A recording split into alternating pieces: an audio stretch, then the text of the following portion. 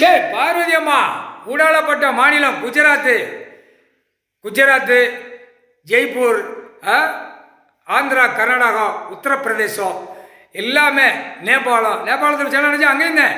எல்லா நீதிமன்றம் தான். இலங்கை சுலோனு, இது எல்லாம் ஒரே கணக்கு.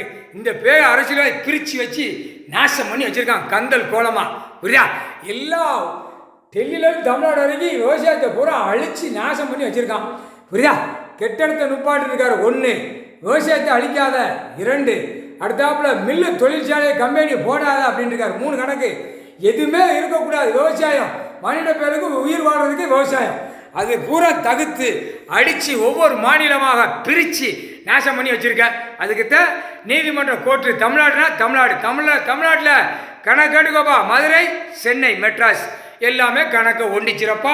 கணக்கு போட்டாருப்பா. ஒண்டிச்சு கணக்கு ஐயா காலடியில் ஒப்படைச்சிரப்பா. நீதிபதி சர்ச்சி கோர்ட்டார் கண்ட்ரோல். மதுரை கண்ட்ரோல் கன்னியாகுமரி வரைக்கும் இருக்குது. சென்னை மெட்ராஸ்லேருந்து மதுரை வரைக்கும் கண்ட்ரோல் இருக்குது. புரியுதா இல்லையாப்பா? அதுக்கு தான் உள்ள அரசியலாகி கூவ மாதிரி குத்த வச்சு கிடக்கான். ஒரு பிட்டு விட மாட்டார். 3/4 சேர்த்தியும் அந்த பாயிண்ட்டு பிடிக்கிறது அந்த அந்நியாரம் பார்ப்பாரு. தூக்கி போட்டு மிதிச்சு போட விட்டார். 3/4 சேர்த்தியம் அந்த கூவ மாதிரி குத்த வச்சு கிடக்கா. ஆதார கார்டில், ரேஷன் கார்டில் சிரிக்குமாவா மாட்டி தான் கிடக்கா. அது கணக்கு அவர் பிடிப்பார்.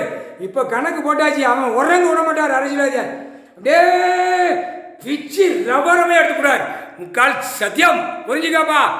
எல்லா மகாராஷ்டிராலேருந்து எல்லா நீதிமன்றமும் போட்டார் கணக்கு. 3/4 சத்தியம். இவ்வளோ தப்பு நடந்ததுக்கு கணக்கு கொடுக்க வேண்டிய நீதிமன்றத்தில் கொடுத்துருக்கணும். கொடுக்காம விட்டுட்டிய. இப்போ பிடிக்காரு.